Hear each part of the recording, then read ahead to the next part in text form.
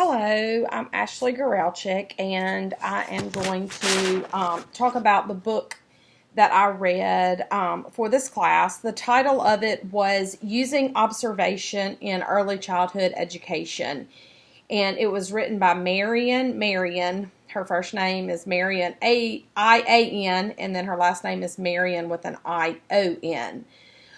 It was published in 2002 by Pearson, and it is currently no longer in print, but you can order used copies off of Amazon, Chegg, so you can pretty much get it anywhere. But I actually purchased this book in 2010, I believe. I was at a reading recovery conference in Columbus, Ohio, and I purchased this book, and to be very honest, I had read like the first two chapters about why do we use observation as an assessment, and then I kind of put it away. So, dusted the dust off, and I read it. It is an excellent book. It is an easy read for educators. It really could be read and used by people who are trying to attain a bachelor's degree in early childhood education, and then those that are already in early childhood education classrooms. It would be beneficial for both. Really, a summary of the book is the author, she just really advocates for observation to be used in early childhood classrooms really daily. She argues and says that observation, we can learn a lot by observation in various ways that we use it. And so her argument is just, please use it. Every single day we should be observing our children in early childhood classrooms. She talks about how much we can learn about our students, not necessarily even academically, but how much we can learn about them emotionally, socially, as far as their maturity development, just by sitting back and kind of watching their interaction with the world, their interaction with peers, and really their interaction with themselves. So she argues that sitting back, it tells us a lot more about our students than we realize.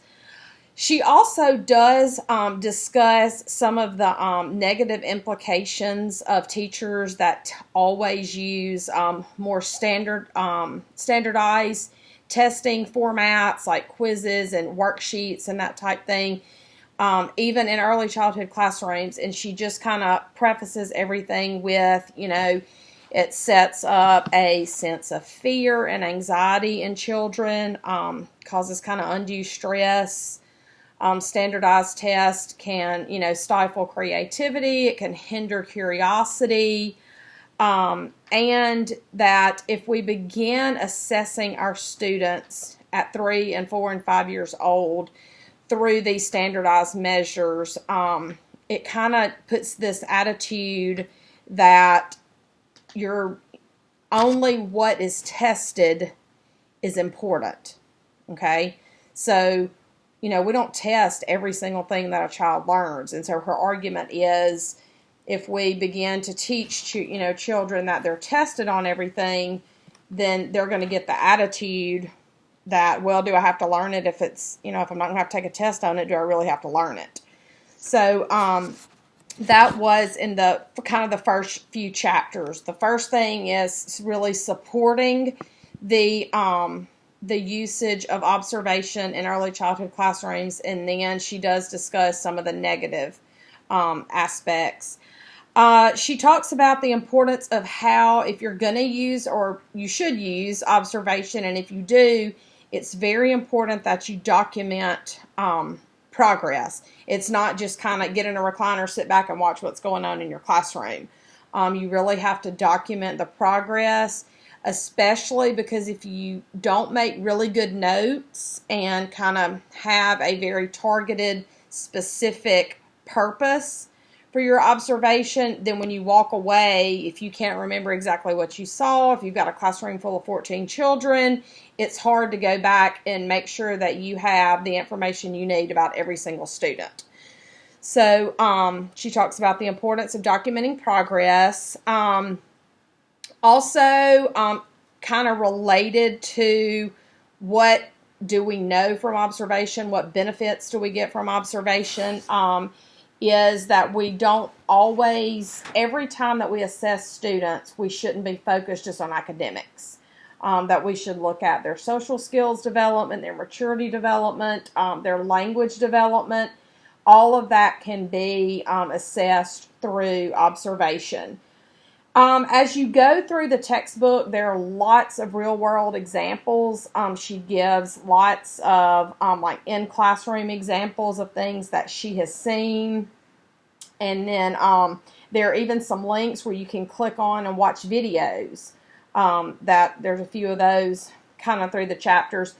And then also there are lots and lots of reproducibles. I would hold the book up, but I left it in my office. And so I am kind of winging this video right now because I had actually wanted to, and I may go back and add them tomorrow if I can, some of the reproducibles, the checklist, the examples of how to take good quality anecdotal records. There's about 55 pages full of reproducibles for teachers to use.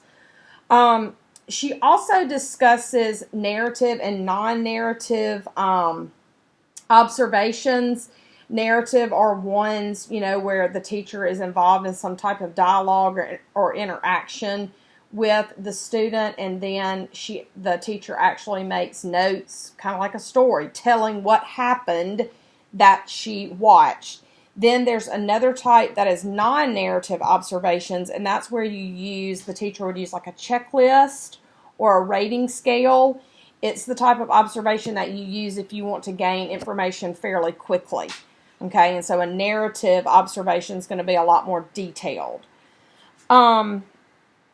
The very end of the book, the last two chapters, she makes the argument of how we as teachers can use observation as a reflective measure.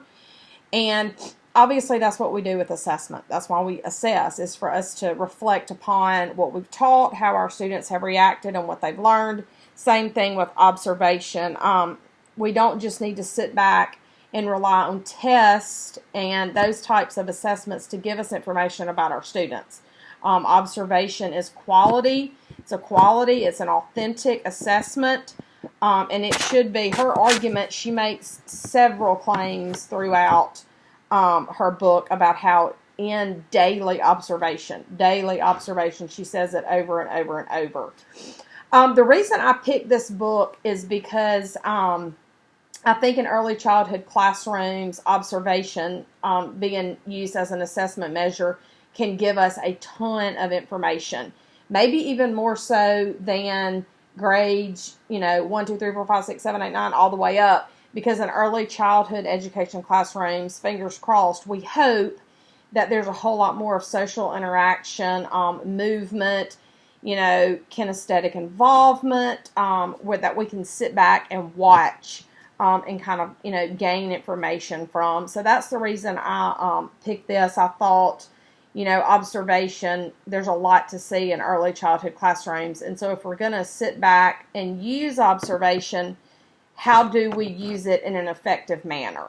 And that's what this book really discusses. I would encourage anyone who is even thinking about teaching in early childhood classrooms, or teachers who are already there, to pick this book up. Like I said, the reproducibles in the back are really good because it's a tool that you can already use. So if you're uneasy about using observation in your classroom as an assessment measure that you heavily rely on, you've got these reproducibles that you can use that are already structured to help you and support you as you continue and try to build upon using observation in your classroom.